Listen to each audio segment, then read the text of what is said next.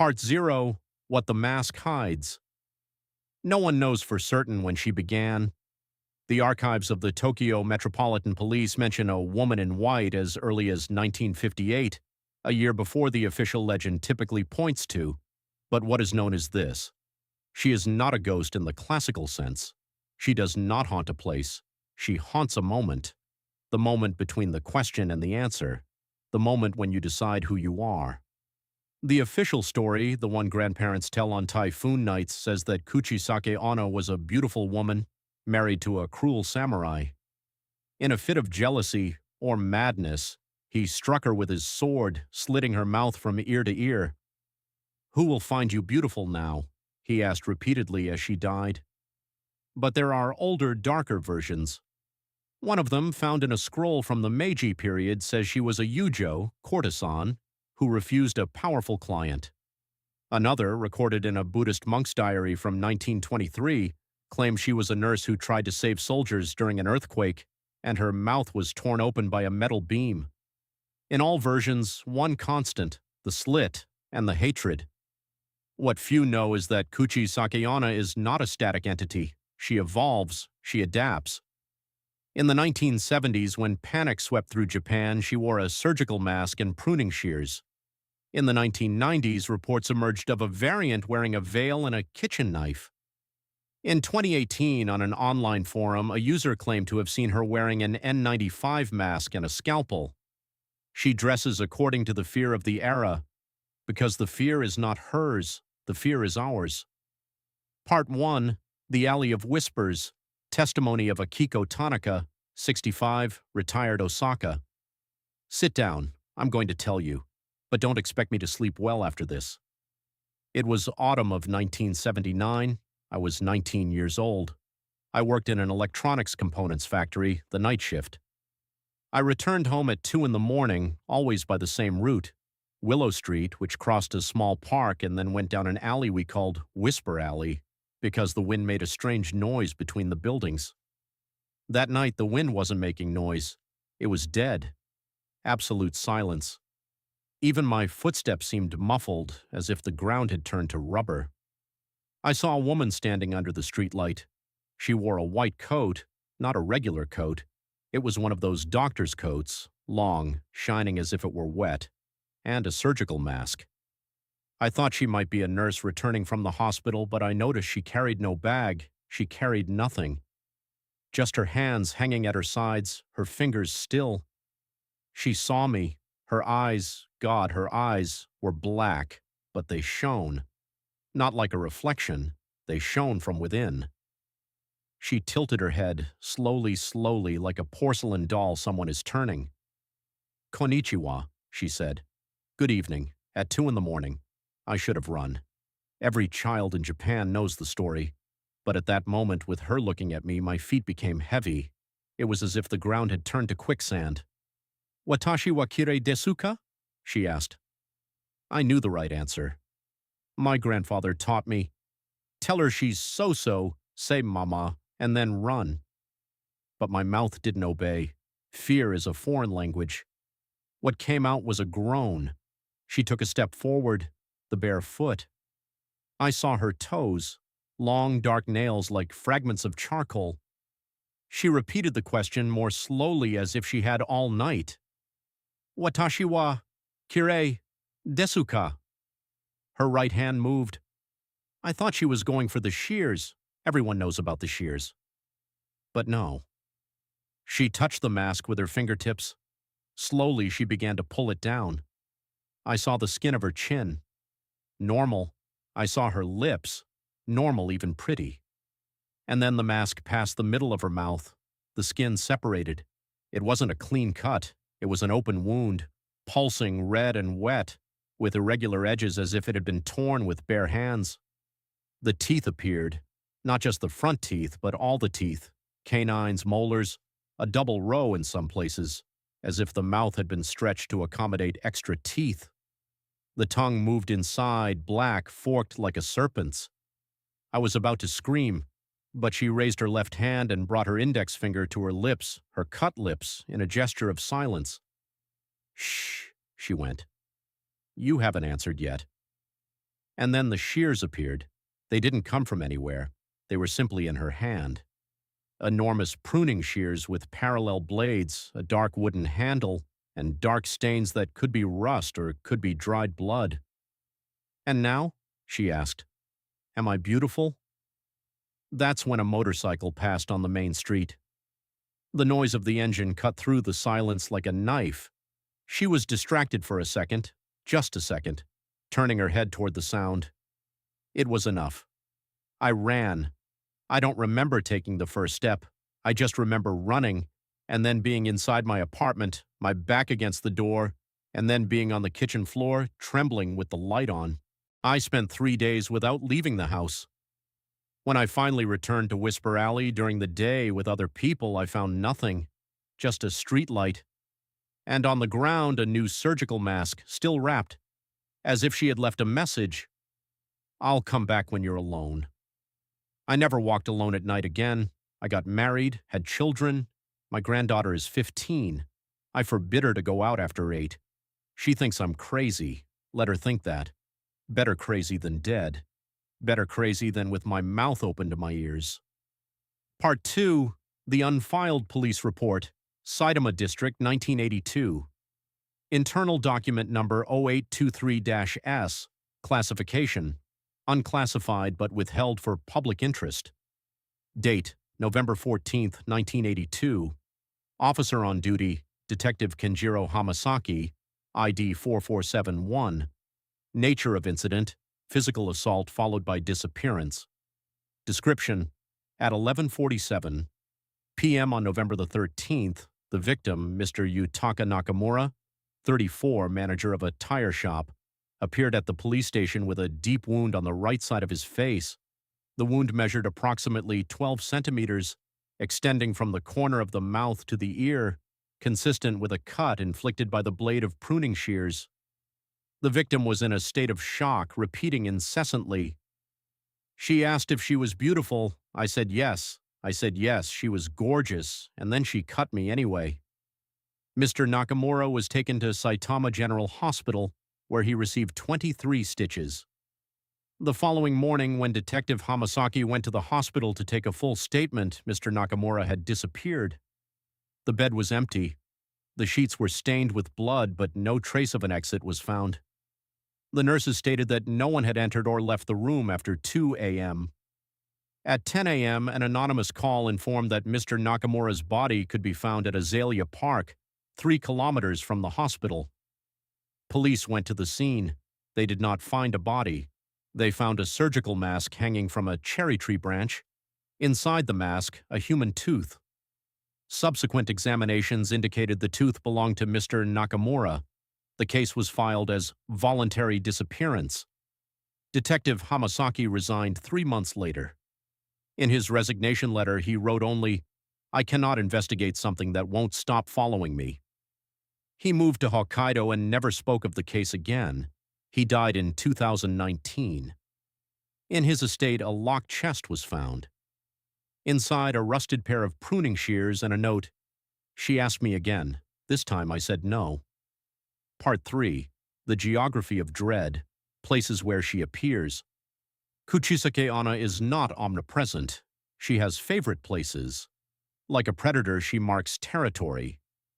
According to an unofficial compilation of reports, online forums, incident bulletins, oral testimonies collected by amateur folklorists, the following locations have a statistically anomalous incidence of sightings: the Todoroki Tunnel, Tokyo, a poorly lit underground pedestrian tunnel connecting 2 residential neighborhoods.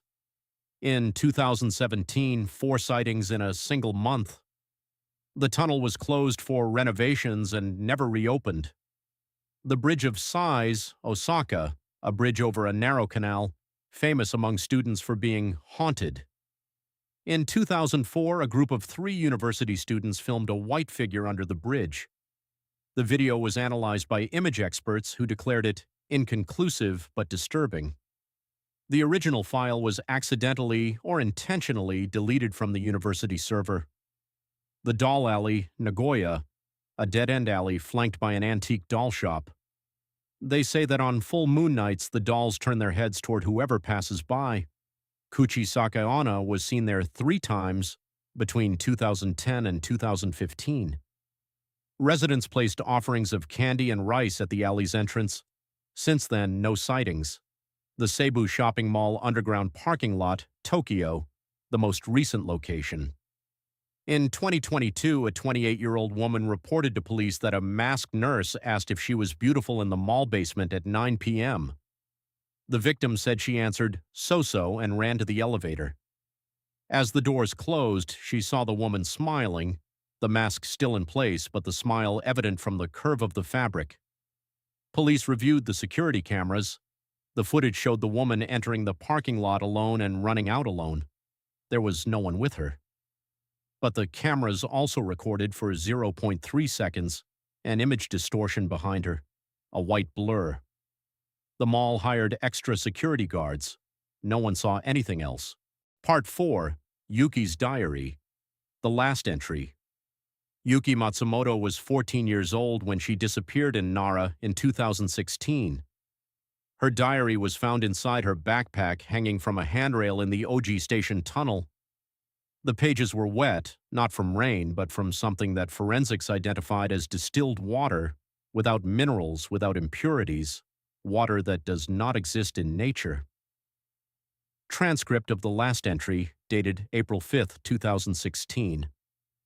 I saw her again today. The first time was last week on the way to school. I was with Mari and Sayu. We saw a woman in white standing across the street. Mari said she was a nurse. Sayu said she was crazy. I said nothing, because I looked into her eyes, and she looked back.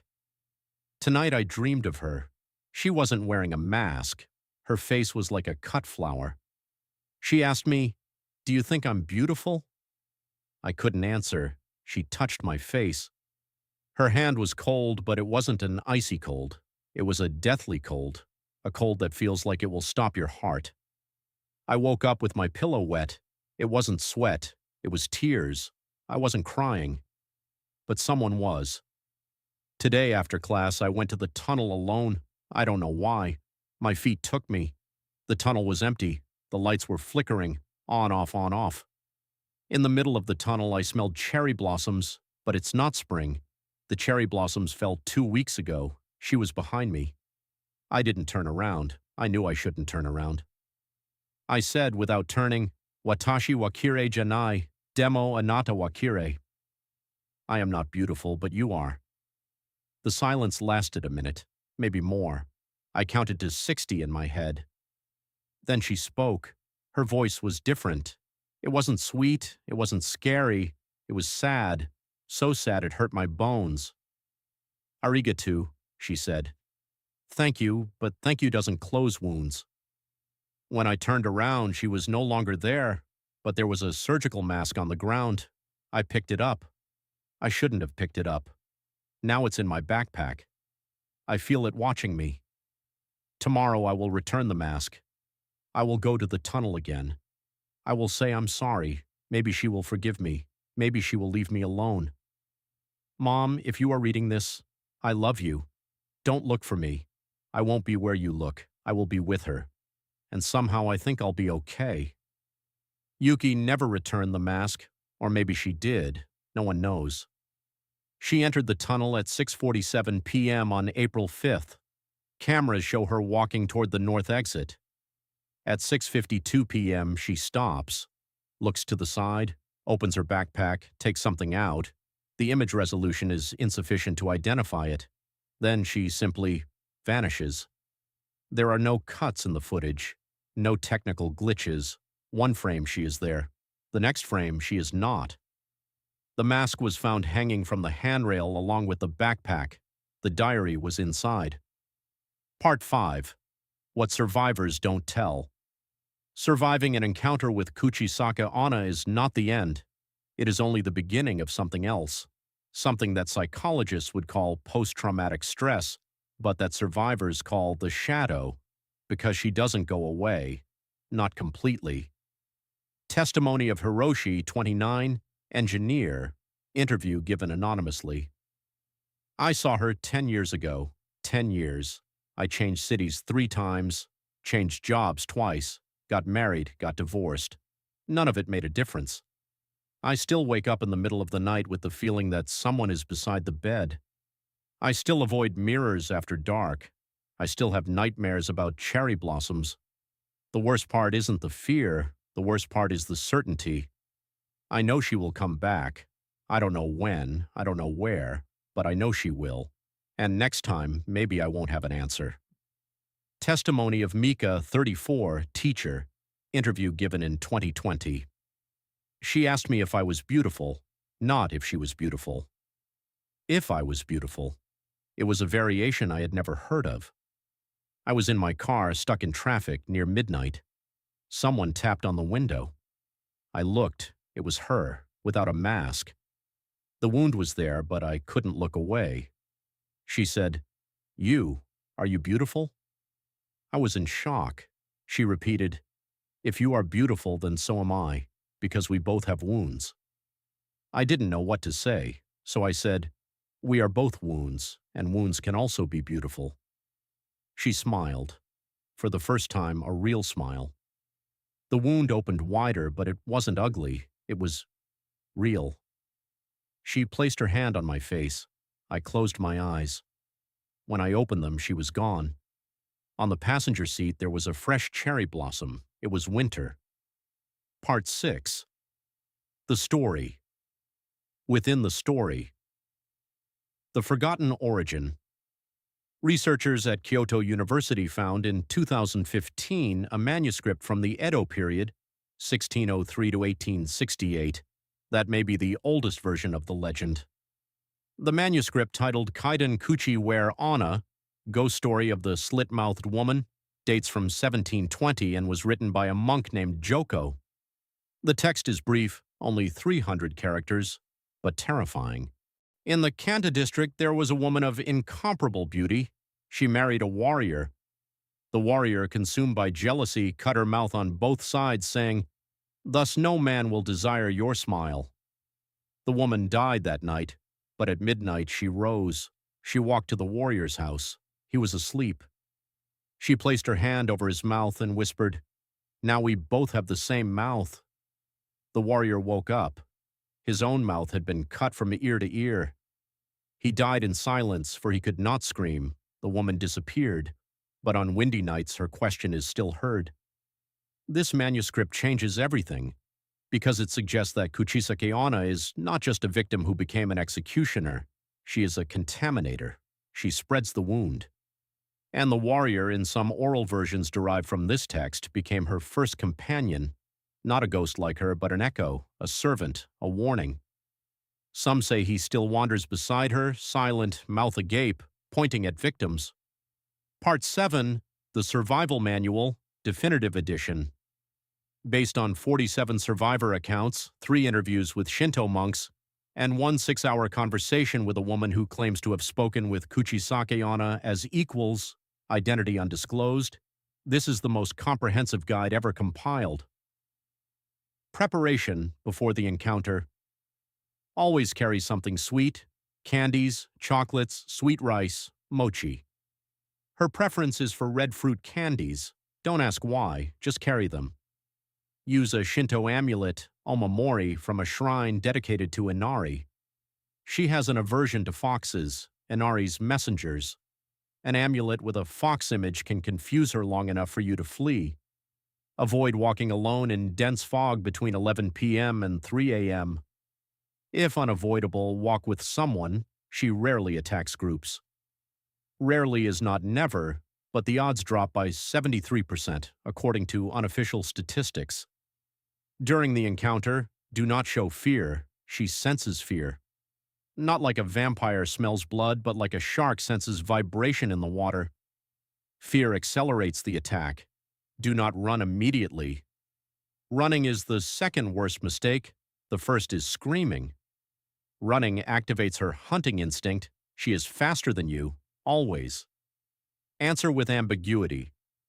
Mama desu, so-so, is the standard answer, but variations work.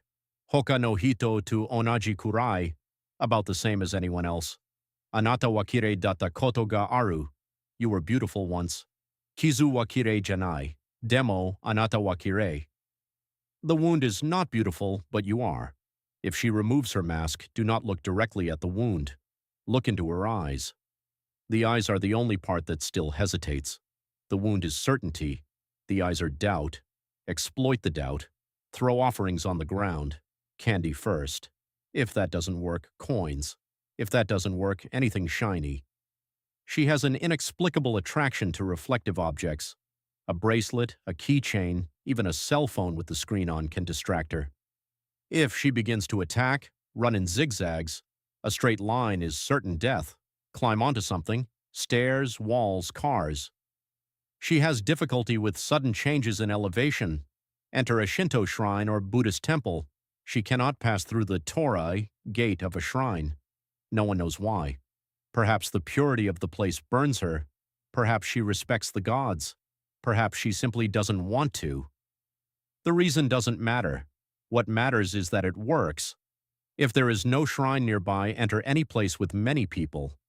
She hates crowds, not because she is shy, but because her question requires intimacy. It requires a one-on-one encounter. A crowd is an affront to her method. After the encounter, if you survive, do not speak of what happened for 49 days. In Buddhism, 49 days is the period between death and rebirth. Speaking of the encounter before that deadline may draw her attention again. Sleep with a kitchen knife under your pillow. Not to defend yourself, she is not vulnerable to knives. But the knife works as a distractor. She expects helpless victims. A knife makes her hesitate, change your route to work or school. She does not forget places. If you saw her in an alley, never pass through that alley again. Not even during the day. Her territory is marked. Visit a shrine and make an offering of rice and salt. Salt purifies. Rice feeds ancestral spirits. It is not a solution, but it is a gesture. Gestures matter in the supernatural world. Part 8. The Night She Didn't Come. A Survivor's Letter. Received by email in 2017, sender unknown. The email was traced to an internet cafe in Tokyo. The cafe owner did not remember the customer. Subject: I should be dead. I read your manual online, thank you. I don't know if it saved my life, but it gave me a chance. On the night of March 3rd, I saw her. I was coming back from work around 1 a.m. I had stopped at a convenience store to buy candies, the strawberry ones. I don't know why, I just bought them. She was on the corner. The white coat shone as if it had its own light. The mask covered her face. She said nothing, just looked. I remembered what you wrote. Do not show fear. I put my hand in my pocket. I squeezed the candies. She took a step forward. Watashi wa kirei desu ka? She asked. Mama, I replied. My voice didn't tremble. A miracle. She tilted her head. Her neck cracked. She raised her hand to her mask. I knew what was coming. Wait, I said. Before you show me, I want to show you something. She stopped. I took the candies out of my pocket, opened the package, tossed one candy into my own mouth, chewed. The strawberry flavor filled my mouth. Then I held out the package to her. Do you want one? I asked. She looked at the candies, looked at me, looked at the candies again. The hand that was on her mask lowered. The other hand, the one with the shears, became invisible. She reached out, took one candy, brought it to her mask. For the first time, I realized she couldn't eat with the mask on. She would have to remove it, or she would have to slip the candy underneath. She did both. With her left hand, she lifted the mask slightly. With her right, she put the candy into her mouth, into the wound. I saw the teeth. I saw the black tongue. I saw the strawberry candy disappear into that cavity. She chewed. The sound was wet, strange, like someone chewing mud.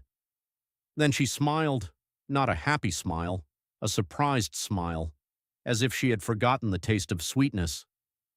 Thank you, she said. Her voice was almost human. She turned, the white coat spun, she began to walk. With each step, the fog closed behind her. I didn't move until the sun rose. Today, 3 months later, I still have nightmares. I still sleep with the light on, but I am alive. And every night before sleeping, I eat a strawberry candy. In her honor. Or in mine. I don't know. Thank you. And be careful. She is everywhere. Part 9. The Slit in the World. Philosophical Conclusion. Kuchisake-onna is not a lesson, not a metaphor, not a warning. She is a fact. A supernatural fact, a terrifying fact, but a fact. She exists because fear exists. Because beauty is a tyrant. Because violence leaves marks that do not heal. Because every mask, sooner or later, falls. Modern Japan, with its neon lights and crowded trains, tries to deny the supernatural. Young people laugh at legends. Tourists buy Kuchisake-onna keychains in souvenir shops. But in the dark alleys on foggy nights, in the poorly lit tunnels, she still waits, and she still asks, "Watashi wa kirei desu ka?" And you? What would you answer? Think carefully, because one day, perhaps today, perhaps tomorrow, perhaps when you least expect it, she will be there. And you will need an answer. Let it not be yes. Let it not be no. Let it be the truth. And let the truth be sweet enough to make her hesitate. Epilogue. The Last Mask. In 2024, a team of independent documentary filmmakers shot a short film about Kuchisake-onna. They interviewed survivors, folklorists, retired police officers. On the last night of shooting in an alley in Osaka, the camera recorded something strange. For 0.5 seconds, a white figure appears in the background of the frame. The figure wears a mask. The hand is raised. The shears gleam. The director of the short film, a man named Takashi, reviewed the frame hundreds of times. He took the tape to an image analysis laboratory. The technician said there was no technical explanation for the figure. It was not a reflection. It was not a lens flare. It was a woman who was not there when the scene was filmed. Takashi locked the tape in a safe. He did not destroy it, but he did not release it either. In a recent interview, he said, "Some things should not be seen. Some questions should not be answered. The mask exists for a reason." That night, after the interview, Takashi disappeared. His car was found in the Cebu shopping mall parking lot, the same parking lot where Kuchisake-onna was seen in 2022. The driver's seat was empty. On the floor, next the brake pedal, a surgical mask. Inside the mask, a note. "Now I know the answer. She is beautiful. She always was. The problem was never her face. The problem was the world that didn't know how to look." Signed, Takashi. But the handwriting was not his. The end.